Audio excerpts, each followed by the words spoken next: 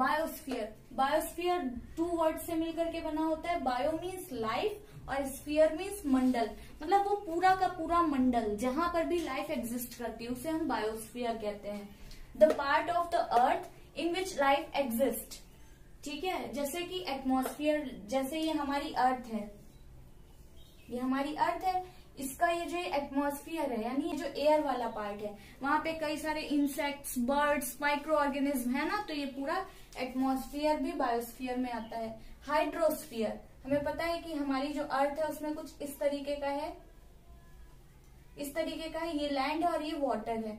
तो ये जो वाटर वाला एरिया है इसमें कई सारे जीव जंतु रहते हैं, कई सारे प्लैंक्टन्स, जू प्लैंक्टन्स, फाइटो प्लैंक्टन्स रहते हैं ना, तो ये हाइड्रोस्फीयर, यहाँ पे भी लाइफ एग्जिस्ट करती है। Plus lithosphere, lithosphere means terrestrial area, ये लैंड वाला एरिया। तो बायोस्फीयर के अंतर्गत क्या क्या आता है, एटमॉस्फेयर, हाइड्रोस्फीयर, लिथोस्फीयर, ये तीनों मिल करके बायोस्फीयर बनाते हैं।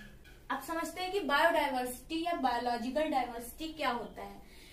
It refers to the variety of plants and animals living on the earth or in a particular area। देखिए, जब हम अर्थ की बायोडायवर्सिटी की बात कर रहे होते हैं तो उसका मतलब होता है कि अर्थ पे जितने भी वैरायटी के प्लांट्स और एनिमल्स एग्जिस्ट करते हैं वो सब अर्थ की बायोडायवर्सिटी है। और जब हम किसी एक पर्टिकुलर एरिया की बायोडायवर्सिटी की बात कर रहे होते हैं, जैसे हमने अभी इंडिया की बायोडायवर्सिटी की बात की, तो मीन्स इंडिया में जितने भी तरीके के प्लांट्स और एनिमल्स पाए जाते हैं वही हमारे इंडिया की बायोडायवर्सिटी हो गई। तो इसका मतलब है कि हम ये कह सकते हैं ना कि biodiversity equals to flora plus fauna. अभी मैं आगे लिखवाऊंगी कि फ्लोरा और फोना क्या होता है, मैं अभी आपको बस बता दे रही हूँ। फ्लोरा मैंने आपको वही जब मैं चैप्टर 2 पढ़ा रही थी जियोग्राफी में, तो मैंने आपको बताया था फ्लोरा मीन्स प्लांट्स की या ट्रीज की जितनी भी वेराइटीज पाई जाती हैं, ट्रीज, श्रब्स, प्लांट्स, ग्रासेस, वो सब फ्लोरा के अंतर्गत आती है। और फौना मीन्स एनिमल की जितनी भी वेराइटीज होती हैं। अब आपको अगर इसमें कंफ्यूजन हो रहा हो तो फ्लो, फ्लावर, फ्लावर की स्पेलिंग में भी FLO आता है ना, फ्लावर, फ्लो, फ्लावर कहाँ लगते हैं, प्लांट्स पे लगते हैं। और फौना ये A है, A से एनिमल, और यहाँ पे भी A आ रहा है, तो आप ऐसे करके याद रख सकते हैं। तो अगर हम किसी पर्टिकुलर एरिया की बायोडायवर्सिटी की बात करें तो मतलब उस पर्टिकुलर एरिया का फ्लोरा और प्लस फौना, ठीक है, वो उस पर्टिकुलर एरिया की बायोडायवर्सिटी हो गई। या अर्थ की अगर बात करें तो पूरी अर्थ में जितना भी फ्लोरा और फौना है उसकी बात करते हैं, ठीक है। तो देखिए, मैंने वही फ्लोरा और फौना की डेफिनेशन लिख दी है। Flora all the plants growing in a particular area और fauna all the animals of an area.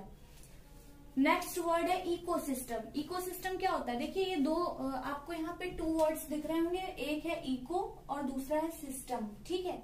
Eco का मीन्स होता है नेचर, है ना, इको का मीन्स नेचर, और सिस्टम उस नेचर में जितना भी पूरा सिस्टम है वो पूरा सिस्टम, ठीक है। And ecosystem is made up of all the plants, animals and micro organism in an area along with non living components such as climate, soil, river, deltas etcetera. पहले तो हमें ये समझना है कि इकोसिस्टम बनता कैसे है। किसी भी एरिया में जितने भी plants, animals, micro organism means जितने भी बायोटिक, बायोटिक मीन्स जिनमें भी लाइफ है, जितना भी बायोटिक कंपोनेंट है वो सारा, और उसके साथ ही साथ जो नॉन लिविंग कंपोनेंट है, जो एबायोटिक, ए मीन्स एब्सेंट और बायो मीन्स लाइफ, जिनमें लाइफ नहीं होती है वो नॉन लिविंग कंपोनेंट, ठीक है, एबायोटिक कंपोनेंट। तो जैसे कि क्लाइमेट है, सॉइल है, माउंटेन्स है, रिवर, डेल्टास, ये सारी चीजें भी तो नेचुरल ही है ना, ये सारी चीजें नेचुरल हैं, लेकिन इनमें लाइफ नहीं है। तो नेचुरल जितनी भी चीजें हैं वो लिविंग और नॉन लिविंग, एबायोटिक और बायोटिक, इन दोनों कंपोनेंट को मिला करके ही पूरा इकोसिस्टम बनता है, ठीक है। अब इकोसिस्टम में होता क्या है या इकोसिस्टम है क्या, all the organism and their inter relationship with their environment, मतलब जितने भी ऑर्गेनिज्म हैं, जितने भी किस्म के प्राणी हैं, एनिमल्स हैं, वो आपस में एक दूसरे से इंटरेक्ट कर ही रहे हैं और उसके साथ ही साथ अपने आसपास के एनवायरमेंट के साथ में भी रिएक्ट कर रहे हैं ना। इनकी जो आपस में इंटर रिलेशनशिप है, जितने भी ऑर्गेनिज्म है उनकी एक दूसरे के साथ और जो वो नेचुरल एनवायरमेंट है उसके साथ, ये जो भी आपस में इंटर रिलेशनशिप है उसी को ही हम इकोसिस्टम कहते हैं। डिफरेंट डिफरेंट इकोसिस्टम होते हैं, जैसे पॉन्ड इकोसिस्टम है या सी इकोसिस्टम है, वो अलग होता है। टेरेस्ट्रियल इकोसिस्टम अलग होता है, फॉरेस्ट इकोसिस्टम अलग होता है। जब हम फॉरेस्ट इकोसिस्टम की बात करते हैं मतलब वो पूरा का पूरा जंगल, ठीक है, उस जंगल में जितने भी पेड़ पौधे हैं, जितने भी जीव जंतु हैं वो सारे के सारे, और उसके साथ ही साथ अगर उस जंगल में कोई रिवर है या जो भी सॉइल है, कोई पॉन्ड है या वहां का जो क्लाइमेट है, वो सारा का सारा पूरा मिलकर के इकोसिस्टम बनाएगा उस जंगल का, ठीक है।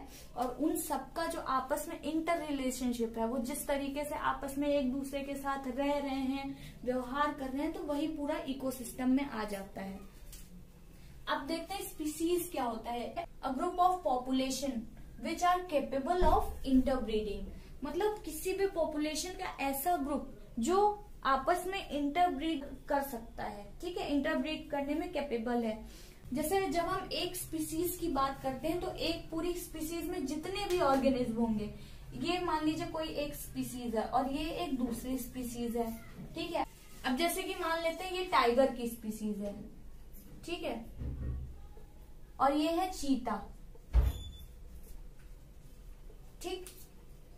तो यहाँ पे मतलब ये जितने भी इसमें जितने भी टाइगर्स होंगे, तो ये जितने भी टाइगर्स होंगे ये सब देखने में एक जैसे होंगे, है ना, उनके कई सारी कैरेक्टरिस्टिक्स आपस में मिलती होंगी। और ये चीता से ये जो ये दूसरी स्पीसीज है इससे ये कुछ डिफरेंट होंगे, ठीक है, इनमें और इनमें कुछ डिफरेंसेस होंगे। अब टाइगर चीता के साथ में इंटरब्रीड नहीं कर सकता है, टाइगर के ही साथ ब्रीड करेगा और उसका जो बेबी होगा वो भी टाइगर ही होगा, ठीक है। ऐसा नहीं है कि इसने टाइगर के साथ इंटरब्रीड किया और जो इसका बेबी होगा वो चीता हो जाएगा, नहीं, इसका बेबी भी टाइगर ही होगा और इसका बेबी चीता ही होगा, ठीक है। तो ऐसे मेंबर्स, किसी भी स्पीसीज का जो मेंबर है वो सिर्फ अपनी ही स्पीसीज के मेंबर के साथ रिप्रोड्यूस कर सकता है और रिप्रोड्यूस करके ऑफस्प्रिंग प्रोड्यूस कर सकता है, वो किसी अदर स्पीसीज के मेंबर के साथ रिप्रोड्यूस नहीं कर सकता है। ये टाइगर चीता के साथ में इंटरब्रीड नहीं कर सकता है, ये इंटरब्रीड करेगा टाइगर के ही साथ में। Endemic species are those species of plants and animals which are found exclusively in a particular area. They are not naturally found anywhere else. देखिए, एंडेमिक स्पीसीज ऐसी स्पीसीज होती है, किसी भी प्लांट या किसी भी एनिमल की वो स्पीसीज हो सकती है जो एक्सक्लूसिवली किसी एक पर्टिकुलर एरिया में ही पाई जाती है, ठीक है, नेचुरली वो किसी और जगह पे नहीं पाई जाएगी। अब उस स्पीसीज को जहां वो पाई जाती है वहां से ले जाकर के किसी और एरिया में अगर रख दिया जाए तो वो एक अलग बात है, लेकिन नेचुरली वो और कहीं नहीं पाई जाती है, मतलब हर जगह नहीं पाई जाती, आप इतना समझ लीजिए। A particular type of animal और प्लांट में भी एंडेमिक टू अ जोन, वो किसी जोन के लिए एंडेमिक हो सकती है, किसी स्टेट के लिए या किसी कंट्री के लिए हो सकती है। अब जैसे कि हम अगर पचमढ़ी बायोस्फीयर रिजर्व की बात करते हैं तो वहां पे एक जायंट स्क्विरल पाई जाती है, वो साइज में काफी बड़ी होती है, उसकी जो टेल होती है वो भी बहुत लॉन्ग और फ्लफी सी होती है। तो ये जो ये स्पीसीज है जायंट स्क्विरल की, ये सिर्फ और सिर्फ पचमढ़ी बायोस्फीयर रिजर्व में ही पाई जाती है, तो ये वहां की एंडेमिक स्पीसीज हो गई। और भी कई सारे एग्जाम्पल्स हैं, जैसे कि वाइल्ड मैंगो हो गया, साल हो गया, इंडियन जायंट स्क्विरल मैंने बताया, फ्लाइंग स्क्विरल, ये सारी एंडेमिक हैं पचमढ़ी बायोस्फीयर रिजर्व की। मैं आपको डायग्राम भी दिखा दे रही हूँ। ये देखिए जायंट स्क्विरल है, ये साइज में कितनी बड़ी है ना। जनरली जो गिलहरियां पाई जाती हैं हमारे आसपास के पेड़ों पर वो काफी छोटी होती हैं इनसे, है ना। और इसकी टेल देखिए आप कितनी लॉन्ग है और फ्लफी सी है। ये देखिए ये वाइल्ड मैंगो ट्री है, इसका साइज काफी छोटा है ना। जनरली जो मैंगो ट्रीज होते हैं वो कितने बड़े बड़े से होते हैं, टॉल होते हैं और कई सारी ब्रांचेज होती हैं, बट ये वाइल्ड मैंगो ट्री है और ये भी पचमढ़ी बायोस्फीयर रिजर्व का एंडेमिक स्पीसीज है।